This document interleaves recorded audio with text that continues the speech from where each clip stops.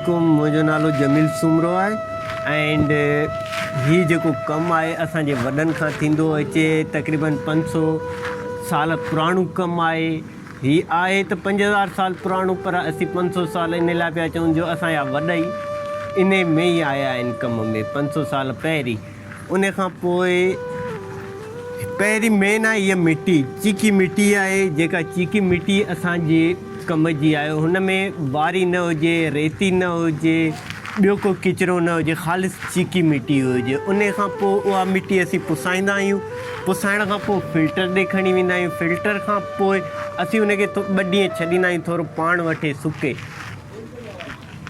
जीअं त तव्हां ॾिठो आहे त अक्सर करे त ही मटीरियल चेंज कीअं थो थिए। हीउ जेको तव्हां ॾिसो पिया हींअर येलो कलर जो, उहो असांजो बाहि जे वञण खां पोइ हीउ चेंज थियो वञे। बाहि में वञण खां पोइ तक़रीबन हिनखे असीं 3 ॾींहं बाहि में छॾींदा आहियूं त पची भठीअ में पियो हुजे। उन खां पोइ असांखे रिज़ल्ट जी ख़बर पवंदी आहे।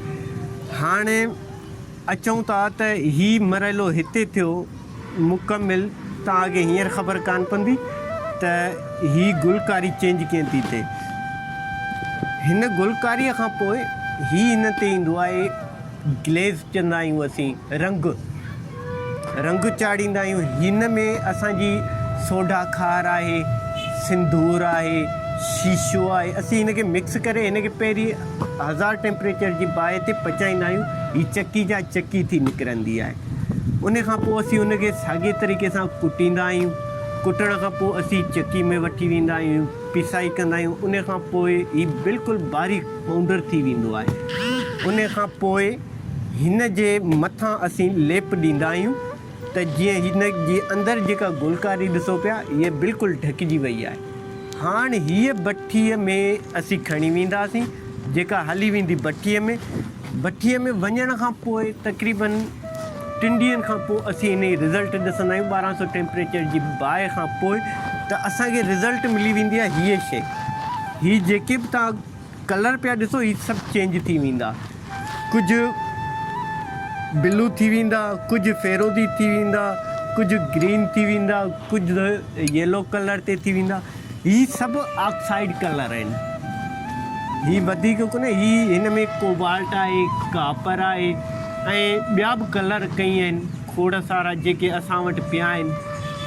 हीअ जेॾीमहिल ॾिसण में त मज़ेदार आहे, पर करण खां पोइ थी ख़बर पए। जीअं त सियारे में मिटी थधी आहे, ऊन्हारे में बाहि सख़्तु आहे, त असांखे आम तौर ते चयो वेंदो आहे त हीअ असांखे हेतिरे डिज़ाइनूं खपनि। उन खां पोइ ॿाहिरि फेस्टिवल लॻंदा आहिनि जेको पूरे पाकिस्तान में लॻी चुका आहिनि ऐं हिन खां पोइ बि लॻंदा आहिनि। असांखे सिंध सकाफ़त खाते वारा खणी वेंदा आहिनि। उन खां पोइ ॿिया बि आहिनि, आर्मी वारा आहिनि जेके असांखे सॾाईंदा आहिनि। नंढा वॾा फेस्टिवल लॻंदा आहिनि, असीं उते खणी वेंदा आहियूं। अलाह साईं तव्हांखे नेक रोशन करे।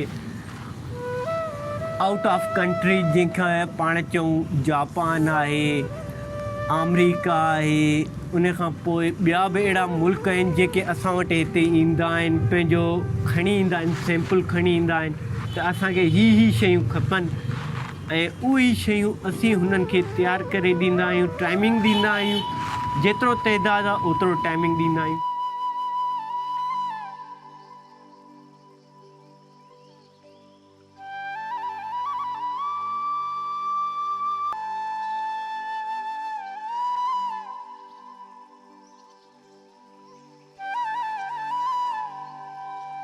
साईं सदाईं करी मथे सिंध सुकार, दोस्त मिठा दिलदार, आलम सभु आबाद करी। साईं मुंहिंजो नालो अब्दुल सत्तार सुमरो आहे। मुंहिंजो तालुक़ु बिटिया सिंध सां आहे। असां जेका सिंध जी अजरक ठाहियूं था, सुञाणप 5000 साल पुराणी तहज़ीब जेका असांजे ख़ानदानी जेको इहो असांजो ख़ानदानी विरसो आहे अजरक ठाहिणु। अजरक हीअ उहा अजरक आहे जेका ख़ुदा जे महबूब कई आहे। हिन अजरक खे दुआ आहे। जीअं त अजरक ठाहिण जा प्रोसेस काफ़ी ॾुखिया सारा आहिनि। पहिरियां जेको कपिड़ो हूंदो आहे बिल्कुलु वाइट हूंदो आहे, उनखे असां 5 मीटर जी अजरक हूंदी आहे, उनजी कटिंग करे उनखे असां पहिरियों जेको मरहलो आहे उहो खुंभ आहे, उन खुंभ खार में मञी उनखे भठी ते चाढ़ींदा आहियूं। उनखे भठी खे चाढ़ण खां पोइ वरी असां उनखे वरी नहर ते खणी वेंदा आहियूं, जेको खुंभ उते धोईंदा आहियूं नहर ते। उते धोइण खां पोइ वरी असां उनखे सुकाईंदा आहियूं उस ते, ऐं सुकाए करे वरी असां उनखे साॼ कढंदा आहियूं, 3 बोड़ा साॼ जा ॾींदा आहियूं। साॼ खां पोइ वरी असां उनखे नहर ते खणी वेंदा आहियूं, जेका कसाई थींदी आहे। कसाई पहिरियां त वाइट हूंदी आहे, ऐं पोइ वरी उनखे कसाई खे चेंज करण में वरी अहिड़ो लेमन थी वेंदो आहे, कलर लेमन थी वेंदो आहे।